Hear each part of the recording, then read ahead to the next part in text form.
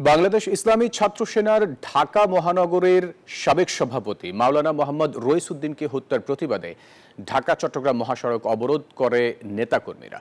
এ সময় পুলিশের সাথে নেতাকর্মীদের দফায় দফায় সংঘর্ষের ঘটনা ঘটে। পরে পুলিশ রাবার বুলেট, কাঁদানে গ্যাস ছেড়ে পরিস্থিতি নিয়ন্ত্রণে আনে। এ সময় পুলিশের উপর হামলা করতে গিয়ে ২৪ জন বাংলাদেশ আহলে সুন্নাত ওয়াল জামায়াতের সদস্যকে আটক করে পুলিশ। সকালে অবরোধ কর্মসূচির অংশ হিসেবে ঢাকা চট্টগ্রাম মহাসড়ক ও নগরের মুরাদপুর, অক্সিজেন মোড়, সল্ট গোলা ক্রসিং সহ বিভিন্ন স্থানে সংগঠনের নেতাকর্মীরা সড়ক অবরোধ করেন।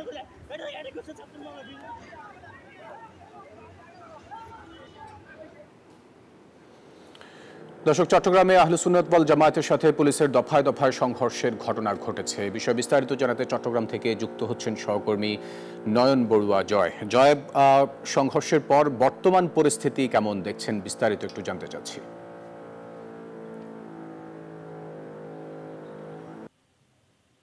ধন্যবাদ ফয়সাল আপনাকে। আমি যেখানে আছি মুরাদপুরে, এখানে কিন্তু তাদের জমায়েত ছিল, যেহেতু সড়ক অবরোধ কর্মসূচি ছিল, তার কারণে কিন্তু আমরা দেখেছি সকালে তারা ৯টার পর থেকে তাদের অবস্থান এখানে ছিল। তবে এখানেই দফায় দফায় সংঘর্ষের ঘটনা ঘটেছিল। এখন পরিস্থিতি শান্ত রয়েছে, এখান থেকে সড়ক থেকে তাদেরকে সরিয়ে নেওয়া হয়েছে। একই সাথে ঢাকা চট্টগ্রাম মহাসড়কেও কিন্তু তাদের অবস্থান ছিল, অক্সিজেনের মোড়েও তাদের অবস্থান ছিল। তারা ছড়িয়ে ছিটিয়ে বিভিন্ন জায়গায় তাদের অবস্থান ছিল। সব জায়গা থেকে কিন্তু পুলিশ তাদেরকে সড়ক থেকে অন্তত সরিয়ে নেওয়ার চেষ্টাটা তারা করেছে। এমনকি সড়ক থেকে সরাতে গিয়ে সংঘর্ষের ঘটনা ঘটেছে। তাদের বান্ডেল থাকলে প্রতি সেনমানিতে টাকা বাঁচবে। বিকাশ সেনমানি বান্ডেল কিনে জিতুন প্রতি লেনদেনে। কাঁদানে গ্যাস নিক্ষেপ, একই সাথে রাবার বুলেট সহ বিভিন্ন ভাবে তাদেরকে সরিয়ে নেওয়া হয়েছে। এখন পরিস্থিতি অনেকটা শান্ত রয়েছে। পুলিশের যে অতিরিক্ত পুলিশের যে টহল দেখতে পাচ্ছেন, নজর, সেই নজরটা কিন্তু রয়েছে সড়কের দিকে।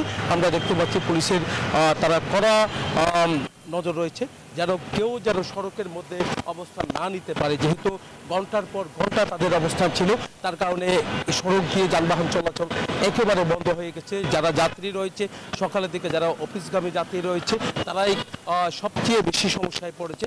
অফিসে যেতে কিন্তু তাদের অনেকটা ব্যাগ পেতে হয়েছে, যেহেতু যে সড়কের বিভিন্ন জায়গায় তাদের অবস্থান ছিল। এখন কিন্তু সুনিয়া মাদ্রাসার দিকে তাদের অবস্থান আছে, তবে সড়কের মূল যে সড়ক আছে সেই সড়কের মধ্যে তাদের অবস্থান নেই। তো তাদের যে দাবি, সেই দাবি নিয়ে কিন্তু এখানে কিন্তু তাদের অবস্থান ছিল বলে তারা বলছেন যে তাদের যে নেতা হত্যা করা হয়েছে, সেই নেতার যে যারা হত্যা করেছে তাদের আইনের আওতায় আনার জন্য কিন্তু তাদের অবরোধ কর্মসূচি ছিল সারা দেশে।